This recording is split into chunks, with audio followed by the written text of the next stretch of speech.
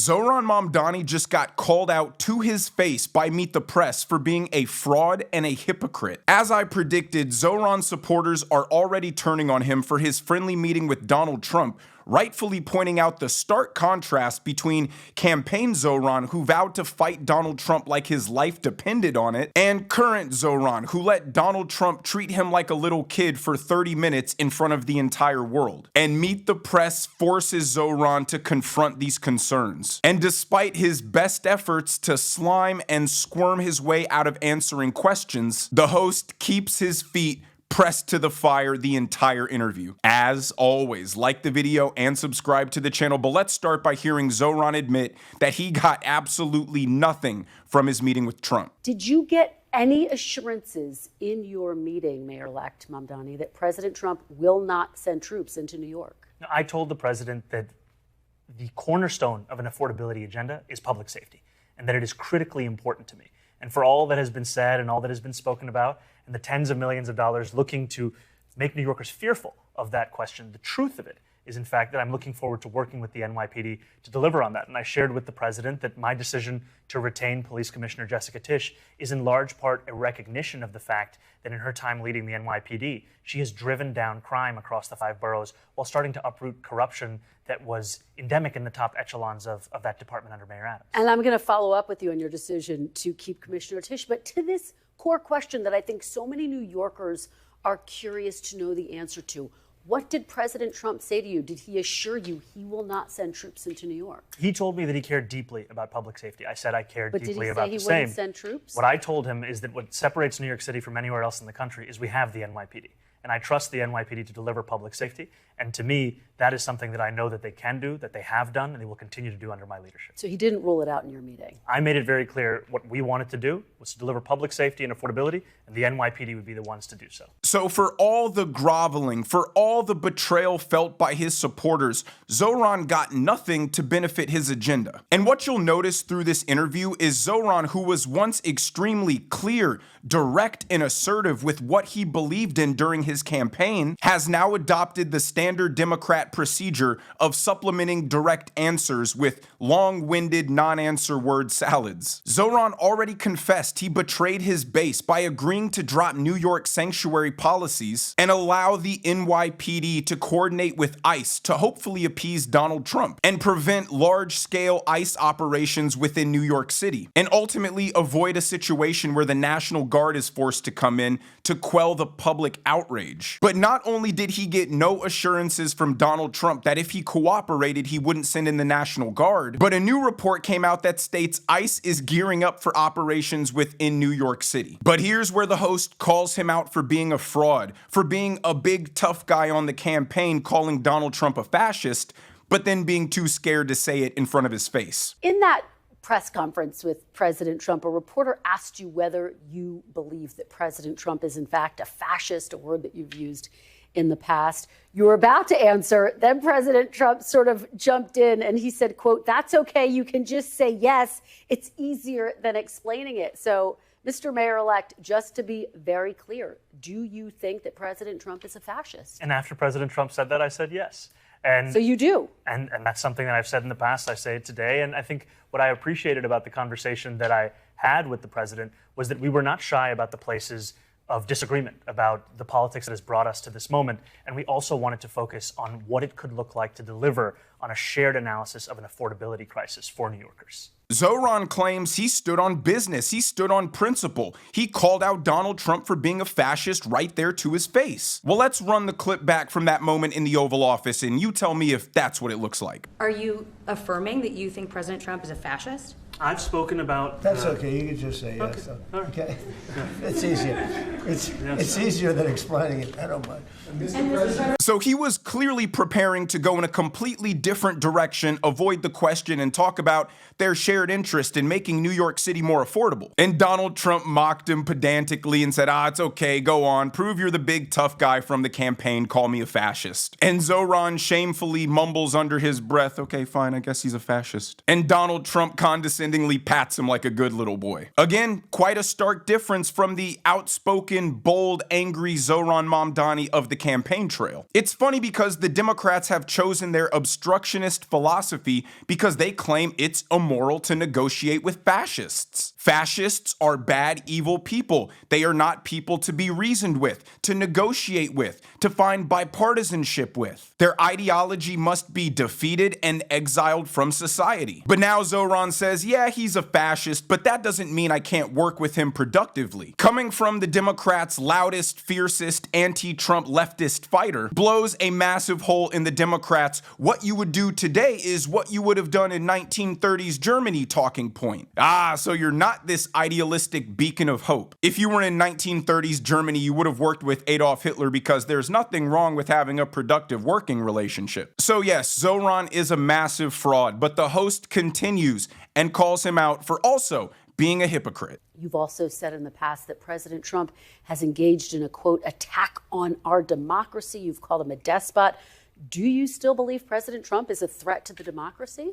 Everything that I've said in the past, I continue to believe. And that's the thing that I think is important in our politics, is that we don't shy away from where we have disagreements, but we understand what it is that brings us to that table. Because I'm not coming into the Oval Office to make a point or make a stand. I'm coming in there to deliver for New Yorkers. And a few weeks ago, I was asked by a reporter 3 words to describe myself. I said, New York City.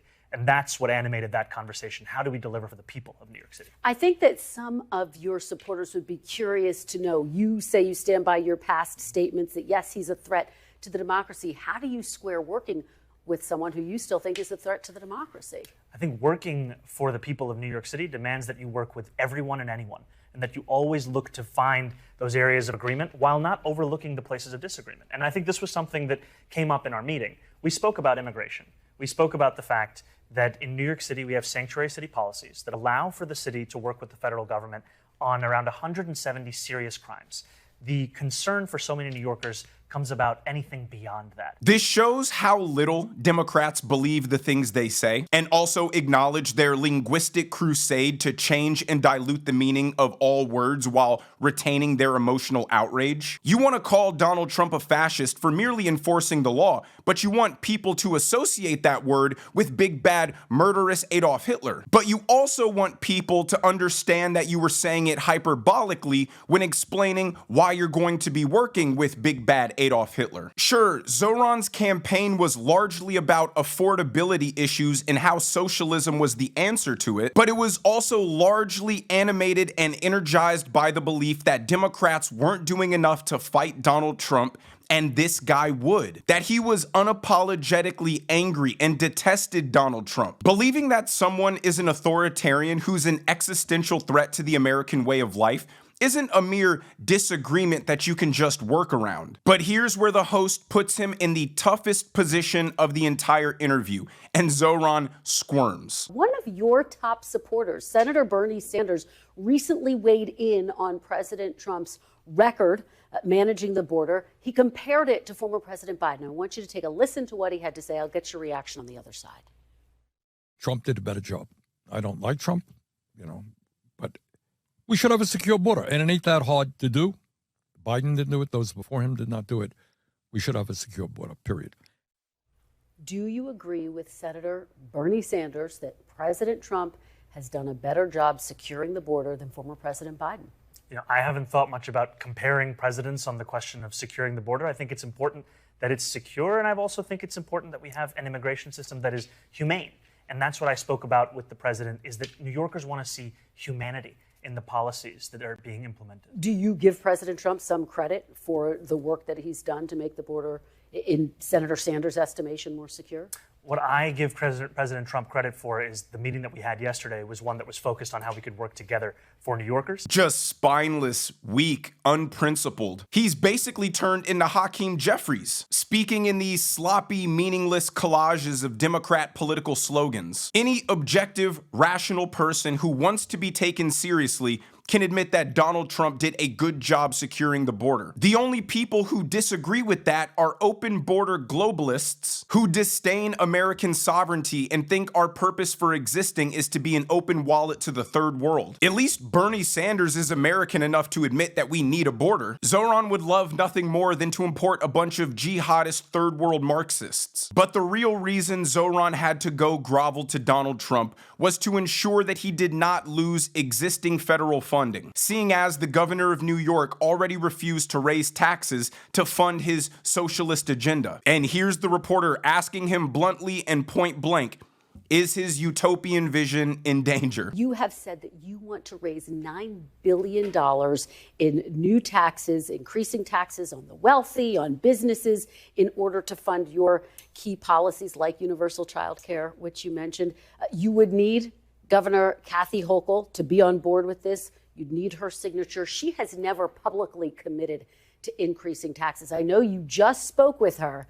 Mr. Mayor-elect, did Governor Hochul commit to you that she will support and sign on to your plan to increase taxes? The governor and I had a productive conversation, and what we both committed to is working together for the affordability agenda. Your entire agenda is incredibly ambitious: universal child care, free buses, among other things, lowering rent. Can you deliver on this agenda without Governor Hochul agreeing to increase taxes? Well, I'm thankful that I'm not going to have to engage in the hypothetical, because I am confident of the two of us working together to deliver on this agenda and ensure that finally, and this goes back to just that portrait of FDR, we look at what politics has been in the past. It has been there in the moments of such transformation, meeting the scale of the crisis. We can do that again. So just yes or no, you think she'll raise taxes? I think she'll work with me to deliver on affordability. I think raising taxes make the most sense. I mean, his agenda is dead on arrival, and he still has 40 days until he officially becomes mayor. And each day is going to be a grueling wake-up call for his supporters as they realize what they voted for